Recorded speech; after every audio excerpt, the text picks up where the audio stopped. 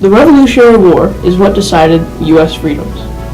There were many deaths during the war and even deaths after the war because of the poor health conditions the soldiers were undergoing.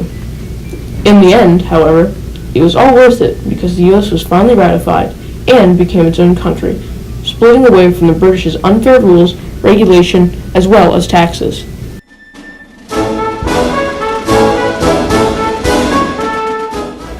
We start off with the Boston Tea Party. Believe it or not, it wasn't a party with Bostonians. In fact, this wasn't even a party at all. The Boston Tea Party was in full effect in 1773 and was used to rebel against the British tea taxes. It tried to make money off the U.S. citizens, but the U.S. didn't really appreciate this. So in an effort to stop the tax, the Americans planned a good old-fashioned tea dumping. John Adams and Paul Revere were some of the main orchestrators in this event. They helped and made sure they could stand up to the British government. So the night of December 16, 1773, the Americans dressed up like Native Americans and dumped all the tea off the ships that were in the Boston Harbor. This is when the U.S. rebellion was realized and it started the path to the U.S. becoming a free-willed country.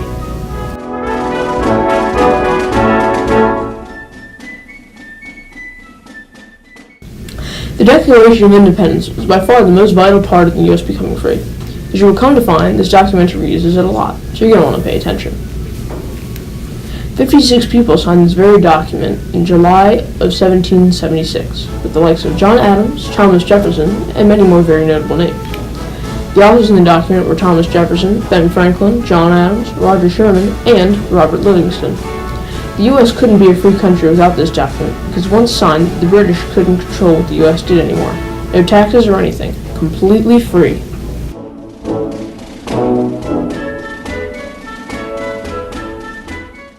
General George Washington was a huge help when it came to the war. He gave freedom to the Americans via the battle. He trained over 14,000 Americans to battle and helped modern-day Americans to win as well. He was the very first president of the United States, and you can currently see him on every regulated $1 bill in the U.S.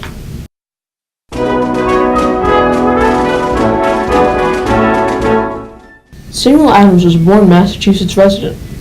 He signed the Declaration of Independence. He was a lawyer that graduated from Harvard. He also played a vital role in that Boston Tea Party that we had talked about earlier. He gave freedom through signing the Peace Treaty, which you now know as the Declaration of Independence.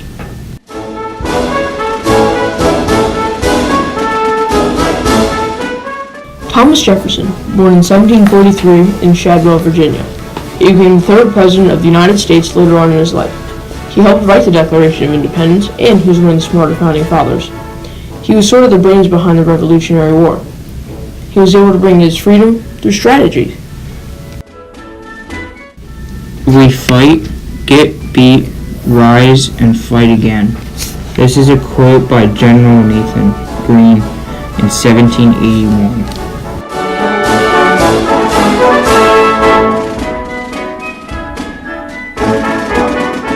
Ben Franklin, a Massachusetts-born statesman.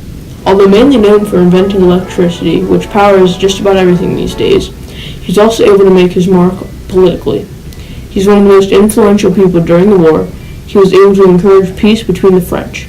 He believed in peace over war. We commemorate his part in history through making him the main man on the $100 bill. He used his smarts to ratify the United States.